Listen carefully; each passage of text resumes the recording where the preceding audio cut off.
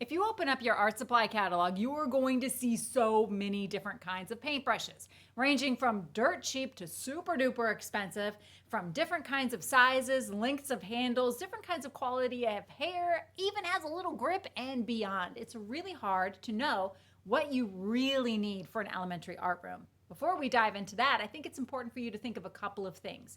Number one, what medium do you plan on painting with your students? And here we use a lot of tempera paint, tempera cakes, watercolor paint, and liquid watercolor paint. That's what we use. Then the other thing you'll need to consider is what size paper do you plan on having your students work on? Are they going to be creating smaller works of art? Because that will determine the size of your brush, or larger projects.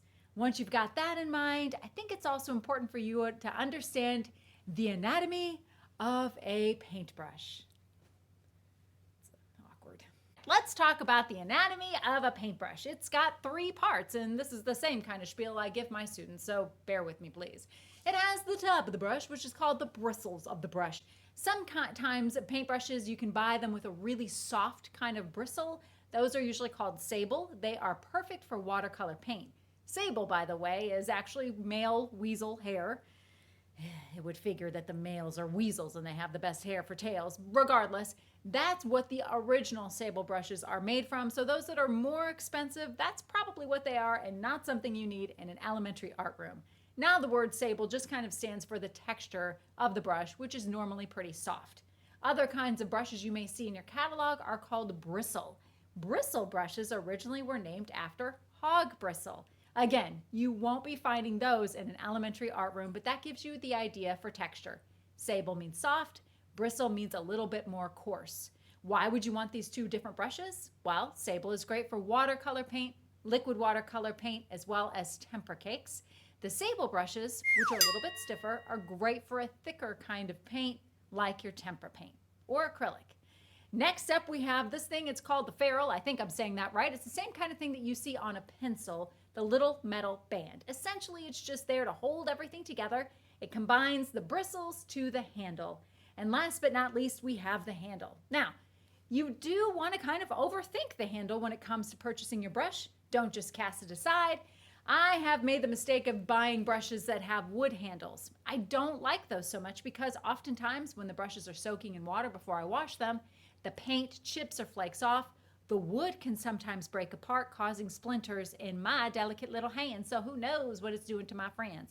So you'll want to make sure to check out the plastic handles. That's the ones that I prefer. Some paintbrushes are kind of fancy. They got a little pencil grip right here. That's nice and all, but I've literally never had a kid complain from finger fatigue. Not only that, but I've also noticed those little things kind of slide around a little bit, so I wouldn't bother. Now, let's talk about the names for these things in an elementary art room. This is called the Paintbrush Ballerina Toes.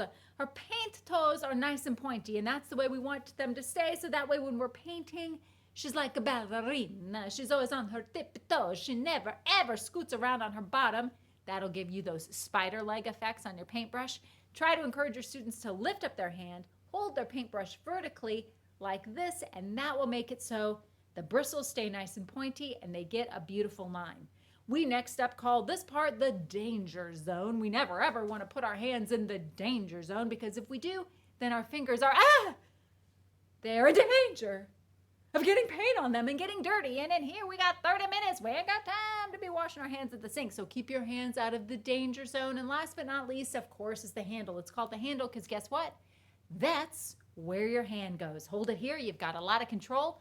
Hold it up here for less control, but a more free and loose kind of line. All right, so that's the anatomy of a paintbrush. So exactly what do I order in my art room?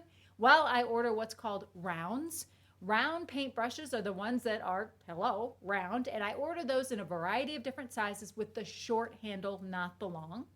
Then I also tend to order flat sable brushes. Those rounds are also sable, meaning they're great for watercolor, tempera cakes, and liquid watercolor.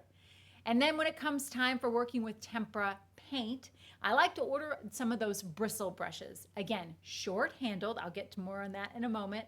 And I like to order them in rounds and flats. Those I like to order in a variety of sizes so my students can decide what brush is best for the job. Little brushes are great for painting little things. You're painting something big, go for the bigger brush. All right. So I said I would mention in a minute why I prefer the short handles. I just do. There's no reason, I don't think, y'all can prove me wrong, that a student has to have a really long handled brush unless they're standing at an easel painting away, which, let's be honest, in my room, they're not. And there you have it, the anatomy of a paintbrush. Thanks, guys. Awkward. I mean, why is it?